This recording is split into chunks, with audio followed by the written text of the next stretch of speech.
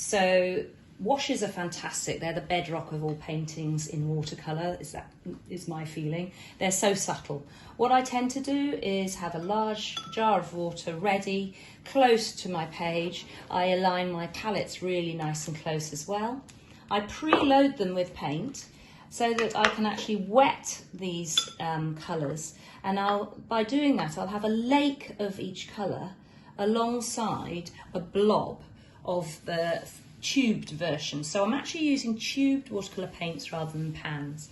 You can see me do this when I'm looking, I can just show you using indigo. So you can see a lump of indigo, there's actually 2 lumps of indigo in there, just for extra intensity because I'm doing a night sky.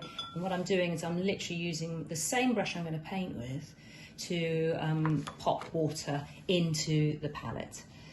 Beside that, I've got another couple of blues. I've got phthalo turquoise, which doesn't look like turquoise, but it actually is. It appears black when it's in the tube. And then I've got cobalt turquoise, which is an incredible sort of mercurial colour, a little bit more expensive usually, and it will really give that silvery glow of moonlight for me. So I've prepped my palette. I'm going to mix on the page, which is why the palette is not going to be used for mixing. I'm going to want to see the swirling mixes of paint in front of me. And I'm just going to apply this water onto the page. Quite often people get worried if I've got a little bit of colour in, if they have a little bit of colour in their water jar, but it really won't make any difference when you see how intense these colours are. So this is indigo going in, and what I tend to do is I start off with a sort of almost like a carrying wash, and I'm stroking the paint on.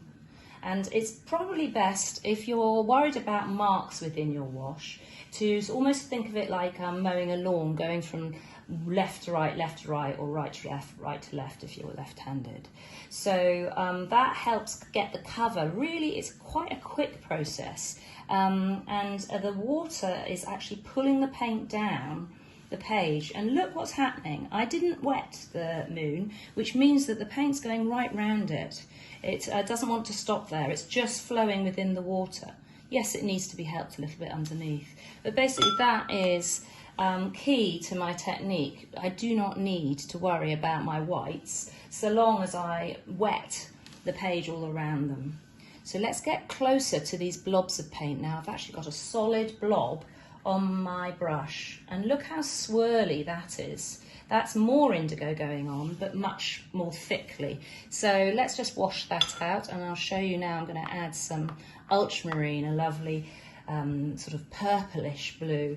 Now that's gorgeous, but it is a little bit, it makes me think of daylight, you know, sort of midday in a Mediterranean climate, rather strong for a moonlit scene. So I'm going to spend the rest of the time with a little bit of turquoise, which is more silvery. And watch it running down, and anything that happens that's interesting I like to keep. So when things whoosh, when there's a little bit of an intense bit of colour, even this curve doesn't matter.